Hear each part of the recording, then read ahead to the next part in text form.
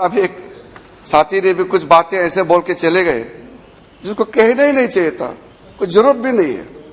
और foreign policy इतना serious matter है कि भाई शशि थरूर जी ने कुछ बातें अपने बोल गई, मनीष तिवारी जी ने भी, दोनों कांग्रेस के हैं, दोनों ने बोले, थोड़ा अलग अलग लाइन बोले।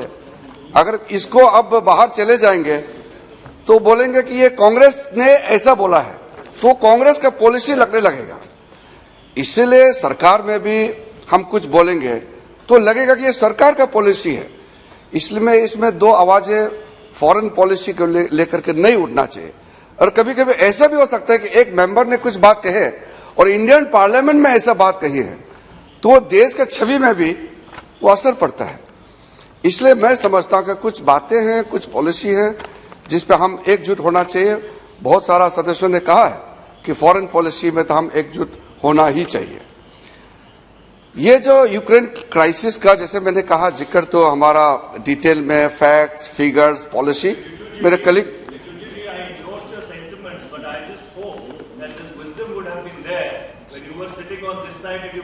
Now you listen to me.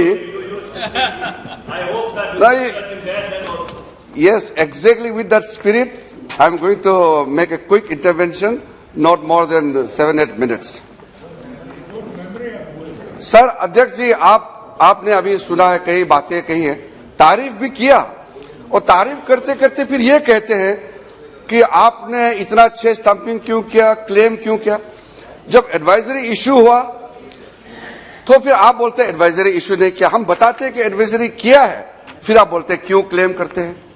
फिर बोलते हैं कि सरकार वहां जाता नहीं, मंत्री जाता नहीं, मिलते नहीं बच्चों से, किसी को नहीं भेजा।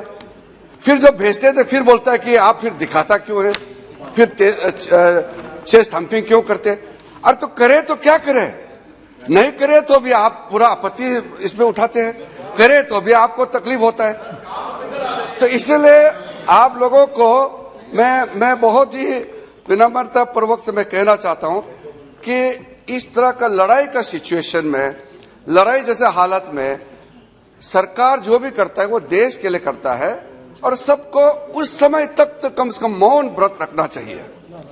जब ऑपरेशन खत्म होगा, राजनीति करने का समय होता है, और आपने ऑपरेशन समय में ये नहीं किया था, ये करना चाहिए था, उस समय बाद में हम लोग जिक्र कर सकते हैं।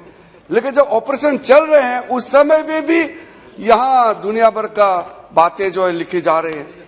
मैं एक बार जब वहां पहुंचे, ब्रतिस्लावा कोशिशे में थे, और वहां एक छोटा सा एयरपोर्ट है सर, छोटा सा एयरपोर्ट है, वो नॉर्मली इंटरनेशनल ऑपरेशन वहां से होता नहीं है, वो सिर्फ इंडिया के लिए खोला गया।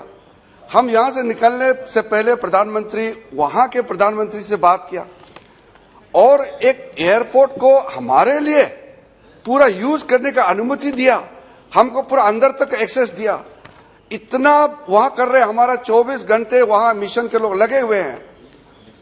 यहां आराम से किसी ने, मैं तो टाइम नहीं था, लेकिन किसी ने दिखाया, एक स्टाफ ने दिखाया, सर ऐसा ऐसा आने से दुख लगता है। तो यहां से किसी ने क्या कि वो एम्बेसी के स्टाफ, इंडियन मिशन के डिप्लोमेट्स कुछ काम का नहीं है, बच्चे को अपने आप छोड़ दिए मरने के लिए, कोई काम नहीं कर रहा है। वहां 24 घंटे रात दिन काम कर रहे हैं, खाना लेके खिला रहे हैं, रहने का व्यवस्था कर रहे हैं।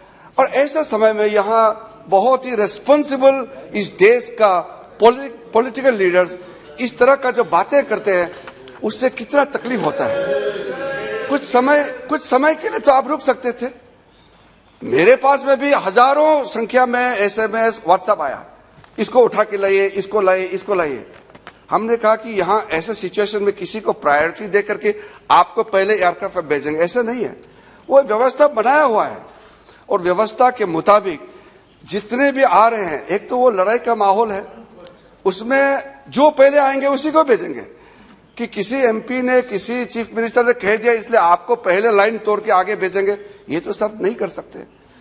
तो इस हालत में everybody is Indian and every student is Indian student, तो सबको बराबर का हम लोग को तवज्जो देना था। और आप याद रखिए, यूक्रेन कोई छोटा मोटा देश नहीं है सर। यूरोप के अंदर में रशिया के बाद सबसे बड़ा देश यूक्रेन है।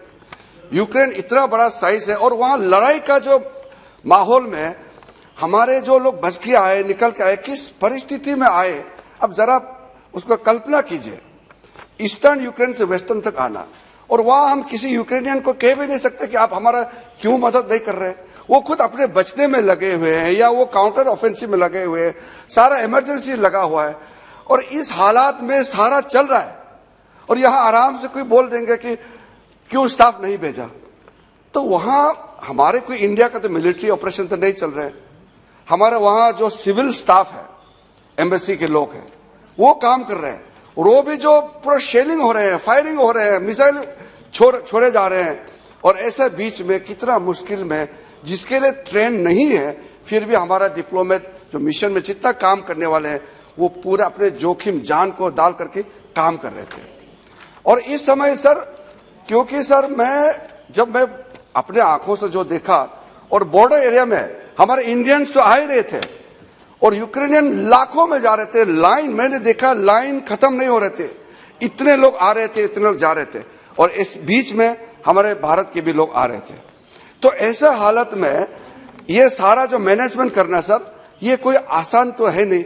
इसलिए आप लोगों ने, कई लोगों ने तारीफ किया, प्रधानमंत्री जी की तारीफ किया, भारत सरकार के एफर्ट को तारीफ किया, ये अच्छी बात है। ये क्योंकि हम लोग इसको क्रेडिट लेने के लिए नहीं कह रहे हैं, ये तो हमारी ड्यूटी है, कोई भी सरकार होता ये करते हैं।